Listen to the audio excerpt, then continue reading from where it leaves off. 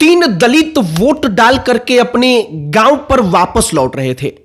अचानक रास्ते में कुछ लोग उनसे पूछते हैं कि किसको वोट दिया है, और वो लोग कहते हैं कि बीजेपी को। फिर वो लोग उनकी पिटाई कर देते हैं। पिटाई करने वाले यादव थे, आरजेडी के कट्टर समर्थक। इसको लेकर के तनाव बना हुआ है, कई जगहों पर इसको लेकर के चर्चाएं हो रही हैं और पूरे के पूरे राज्य में हंगामा मच गया।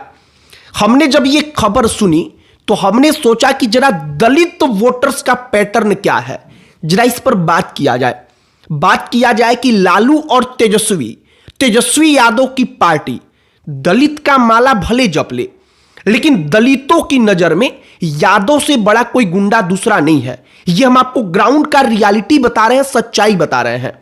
अगर इसको स्वीकार आप नहीं करेंगे तो शायद आप अपने आप को धोखा में रखेंगे। क्यों? जो दलित वोटर है वो हर संभव प्रयास करता है कि एनडीए को ही वोट दिया जाए, और पिछले 2-2.5 दशकों से यही पैटर्न चल रहा है। आखिरकार ऐसा क्यों होता है?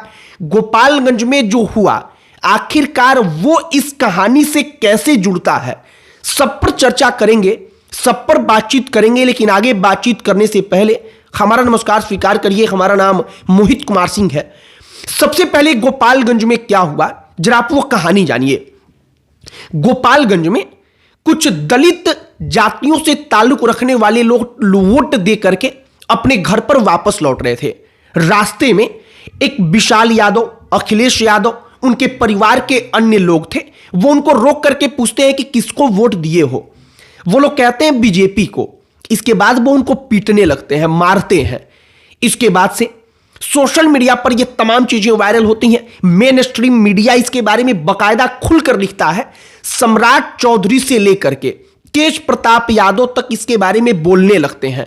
तेज प्रताप यादव तक आरजेडी कार्यकर्ताओं पर सवाल उठाते हैं, और सम्राट चौधरी तो इसको अपने पक्ष में भुनाने का प्रयास करते ही करते हैं। लेकिन ये जो मामला है, वो मामला कैसे राष्ट्रीय जनता दल के लिए एक प्रकार का अभिशाप है। ये एकमात्र मामला नहीं, बल्कि इस प्रकार के असंख्य मामले हैं जिन्होंने यादवों को अकेला छोड़ दिया है आरजेडी के साथ। और जो अति पिछड़ा है, दलित है, उसका वोटिंग का पैटर्न आरजेडी से दूर होकर के, वहां से बदल करके बीजेपी और जेडीयू के साथ हो चुका है। सबसे पहले गोपालगंज के मामले में अब तक हुआ क्या है? अब तक हुआ यह है कि राज्य के उप मुख्यमंत्री से लेकर के तमाम बड़े बड़े नेताओं तक यह बात पहुंच चुकी है। आगे कार्रवाई की बातें चल रही हैं, कार्रवाई होगी, प्रशासन अपना काम करेगा, इसमें किसी प्रकार की कोई दिक्कत नहीं है। यह मामला गोपालगंज में एक बैकुंठपुर जो विधानसभा सीट है, उसी सीट का है। वहां पर एक सिधवलिया थाना पड़ता है, वहां पर एक बुचैया गांव पड़ता है, उसी गांव का यह पूरा का पूरा मामला है। यादव आरजेडी से कैंडिडेट है तो उसके लिए यादव दलितों को पीट देते हैं। अब आप समझिए कि दलित वोटिंग का पैटर्न क्या रहा है, कैसे 2 दशकों में वो बदला है। दरअसल एक वक्त था जब लालू प्रसाद यादव के साथ अति पिछड़ा और दलित यादवों की तरह खड़ा था, लेकिन समय बदला। लालू प्रसाद यादव सत्ता में रहे, यादव पावरफुल होते चले गए। आप अगर एकदम ठेठ भाषा में हम कहें तो उनका मन बढ़ता चला गया। इसका असर यह हुआ कि यादवों के साथ दलित और अति पिछड़े समाज के जो लोग थे, जो जातियां थीं, उनका संघर्ष बढ़ा तो यह हुआ कि साल 2005 में जब आरजेडी सत्ता से दूर हो गई तो उन्होंने सोचा कि अब अगर इनको सत्ता से दूर रखना है तो हमें वोट इनके खिलाफ करना होगा। इसके विपरीत बीजेपी ने, जनता दल यूनाइटेड ने हमेशा प्रयास किया कि इनको अपने पाले में खड़ा किया जाए। आज की तारीख में जमीनी सच्चाई यही है कि यादव अकेला आरजेडी के साथ खड़ा है, मुसलमान उसके साथ खड़ा है, लेकिन इसके अलावा कोई दूसरी तीसरी जाति नहीं है जो इनके साथ उसी प्रकार से खड़ी रहे।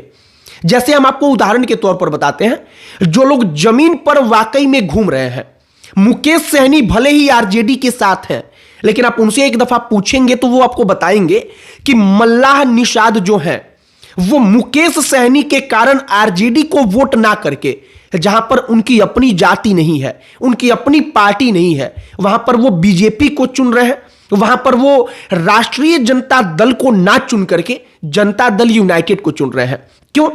क्योंकि वो समाज अपने आप को ज्यादा नजदीक एनडीए से पाता है। इसी प्रकार से अगर आप दलितों में जाएंगे तो दलितों की बड़ी आबादी, बहुसंख्यक आबादी समय के साथ शिफ्ट हो चुकी है एनडीए की तरफ। और एक वक्त पर जो कांग्रेस का तगड़ा वोट बैंक कहा जाता था, अगड़ा और दलित एक साथ, कुछ ऐसा ही कॉम्बिनेशन बिहार में बीजेपी जेडीयू के लिए तैयार हो चुका है। यह दलित वोटिंग का पैटर्न इसलिए महत्वपूर्ण है क्योंकि इनके बिना शायद आरजेडी कभी सरकार बना पाए, यह सपने में ही हो सकता है। इनके बिना यह संभव नहीं है कि दलित और अति पिछड़ा के बिना चाहे यादव जितने हो जाए, मुसलमानों की जनसंख्या जितनी हो जाए, वो आरजेडी की सरकार बनवा लेंगे। अब हमने जो गोपालगंज का आपको मामला बताया, वो एकमात्र मामला इस बात का प्रमाण है कि ऐसी ही घटनाओं के कारण जो दलित वोटर है वो यादवों से दूर हुआ। और यादवों से दूर होने का मतलब कि यादवों की पार्टी से दूर हुआ। उनको इस बात को लेकर असुरक्षा का माहौल रहता है उनके अंदर कि अगर ये सत्ता में आ गए तो हमारे साथ इनका जो संघर्ष है वो बढ़ जाएगा। एक और बात, पहले से ही कुर्मी और कोयरी जैसी जातियां यादवों के साथ रहने को तैयार नहीं है। वो पहले से ही यादवों से ज्यादा मजबूत, चूंकि नीतीश कुमार कुर्मी है, वो मुख्यमंत्री हैं, तो इस वक्त पर है तो उनको जरूरत ही नहीं है कि यादव के साथ वो खड़े हों। जबकि वो जानते हैं कि अगर हम उनके साथ खड़े होंगे तो हमारी जो इस वक्त पर शक्ति है वो शक्ति खत्म हो जाएगी। और इसी कारण से जो पूरा का पूरा वोटिंग का पैटर्न है वो पिछले 2 दशकों में एकदम बदल चुका है। और आरजेडी का अगर पूरा का पूरा आप समीकरण देखेंगे, आप एक बार उसका अच्छे तरीके से अध्ययन करेंगे, तब आपको मालूम चलेगा कि सच में राष्ट्रीय जनता दल इसी मैनेजमेंट को सही तरीके से ना कर पाने के कारण सत्ता में लगता है कि आ जाएगी, लगता है कि बहुत पावरफुल है। सोशल मीडिया से लेकर के हर जगह पर खूब भीड़ दिखती है उसके पक्ष में, लेकिन वो सत्ता से दूर रह जाते हैं। बाकी हमने जो अपनी तरफ से देखा समझा है, हमने जो तमाम अलग अलग जगहों पर वोटिंग का पैटर्न रहा है पहले फेज में, उसके आधार पर आपको यह बताया है। उसी वोटिंग के पैटर्न पर जो पिछले 2020-2015 के चुनावों में हुआ है, हमने वो समझाने का प्रयास किया है। बाकी आपकी प्रतिक्रिया इस पर क्या है, कमेंट बॉक्स में लिखकर बताइएगा। अन्य कोई टॉपिक जिस पर आप चाहते हो कि हम वीडियो बनाएं, उस पर भी चर्चा करें, उस पर बातचीत करें, तो आप उसे कमेंट बॉक्स में लिखकर बताइएगा। हमारा पूरा प्रयास होगा कि उस टॉपिक पर भी वीडियो बनाएं, उस पर भी चर्चा करें। बाकी इस वीडियो को यहीं पर समाप्त करते हैं। अंत में हमारा परिचय, हमारा नाम मोहित कुमार सिंह है। बहुत बहुत धन्यवाद।